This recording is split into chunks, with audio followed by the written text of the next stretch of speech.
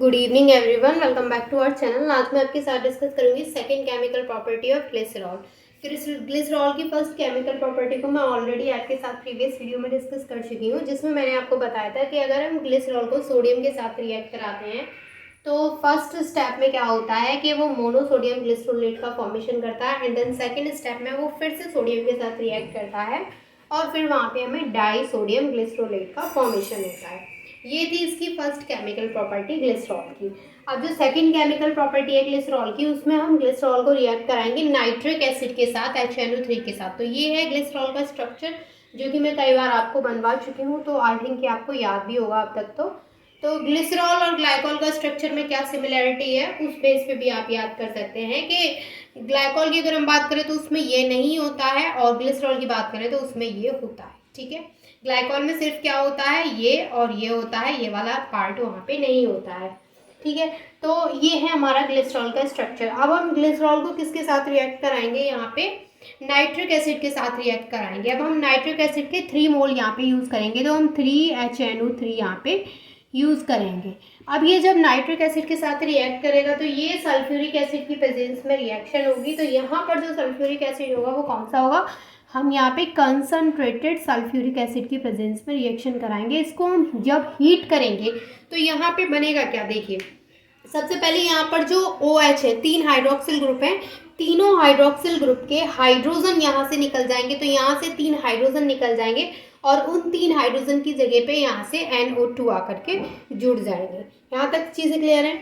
यहाँ से क्या होंगे, ये 3 हाइड्रोजन यहाँ से निकलेंगे और 3 NO2 यहाँ पे आकर के जुड़ जाएंगे। और फिर यहाँ पे क्या बचेगा हमारे पास, देखिए यहाँ पे 3 नाइट्रोजन है, तीनों नाइट्रोजन यहाँ आ जाएंगे। ऑक्सीजन कितने हैं यहाँ पे, 3 3 9 ऑक्सीजन है, जिसमें कि 6 ऑक्सीजन यहाँ पे आ जाएंगे, 2 2 2। तो 6 ऑक्सीजन यहाँ आ जाएंगे, बचे कितने, 3 ऑक्सीजन। और यहाँ पे कितने बचे, 3 हाइड्रोजन, और 3 हाइड्रोजन यहाँ बचे। तो कुल मिला के यहाँ पे हमें 3H2O के मॉलिक्यूल बाहर निकल जाएंगे। यानी कि यहाँ पे जो रिएक्शन होगी उसमें हमें 3 वाटर के मॉलिक्यूल बाहर निकलेंगे और ग्लिसरॉल ट्राइनाइट्राइट का फॉर्मेशन होगा। देखिए होगा किस तरीके से फॉर्मेशन, यहाँ पे जैसे ये हमारे पास CH2O है, तो यहाँ पे क्या होगा, CH2O CHO CH2O। तीनों हाइड्रोजन यहाँ से हट गए, तीनों हाइड्रोजन की जगह पे क्या आ गया, NO2 NO2 NO2 NO2। अब देखिए 3 हाइड्रोजन यहाँ से प्लस, अब इसके अलावा मैं आपको बता देती हूँ यहाँ पे कि 3 हाइड्रोजन यहाँ से, 3 हाइड्रोजन यहाँ से निकले, 3 हाइड्रोजन यहाँ से, हाइड्रोजन कितने हुए, 6, 3 2 6 हाइड्रोजन, और ऑक्सीजन कितने बचे यहाँ पे, 3 ऑक्सीजन बचे। तो कुल मिला के यहाँ पे 3 वाटर के मॉलिक्यूल बाहर निकले और जो प्रोडक्ट हमें मिला वो क्या है, ग्लिसराइल ट्राइनाइट्रेट। ग्लिसराइल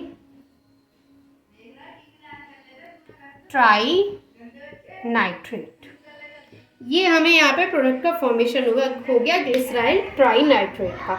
तो समझ में आ गया आपको कि जब reaction with nitric acid in presence of concentrated H2SO4, जब हम उसको हीट करेंगे तो वहाँ से 3 वाटर के मॉलिक्यूल बाहर निकलेंगे और ग्लिसराइल ट्राइनाइट्रेट का फॉर्मेशन होगा। किस तरीके से फॉर्मेशन होगा, ये चीज़ क्लियर हो गई। तीनों हाइड्रोजन ये, 3 हाइड्रोजन ये, 6 हाइड्रोजन हो गए और 3 ऑक्सीजन यहाँ पे बचे, क्योंकि 6 ऑक्सीजन यहाँ पे ऑलरेडी आ चुके हैं। टोटल ऑक्सीजन कितने थे, 9 थे।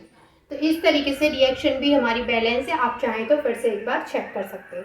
ठीक है, तो ये थी हमारी रिएक्शन HNO3 के साथ। ये थी इसकी सेकंड केमिकल प्रॉपर्टी।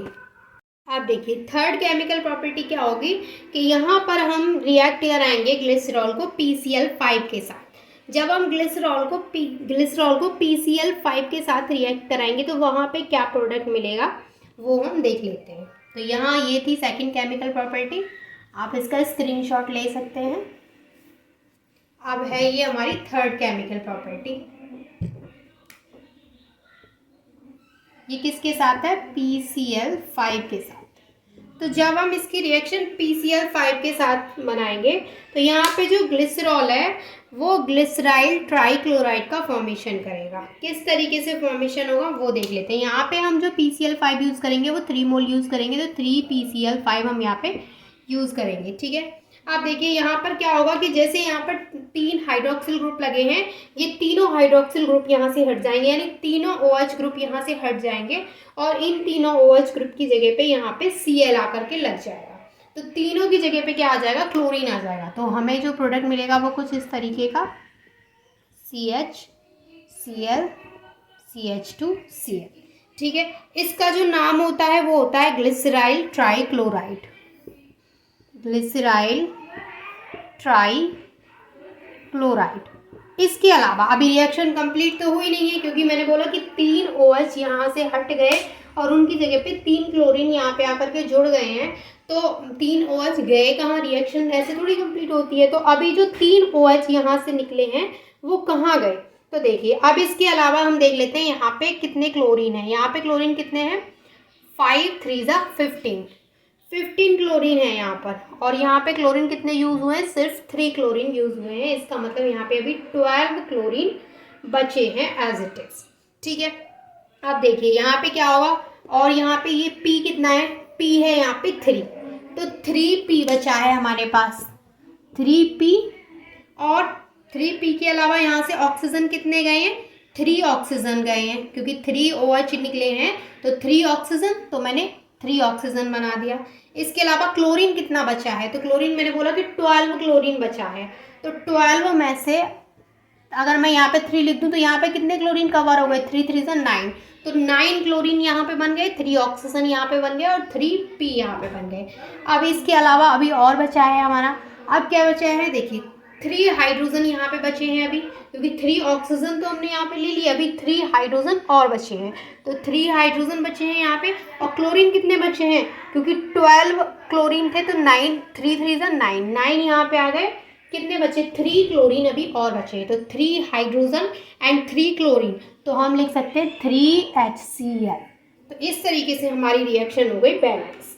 तो यहाँ रिएक्शन में क्या हुआ है, जो थर्ड हमारी केमिकल प्रॉपर्टी है वो है PCl5 के साथ, और जब glycerol when glycerol reacts with PCl5 it forms glyceryl trichloride, ठीक है।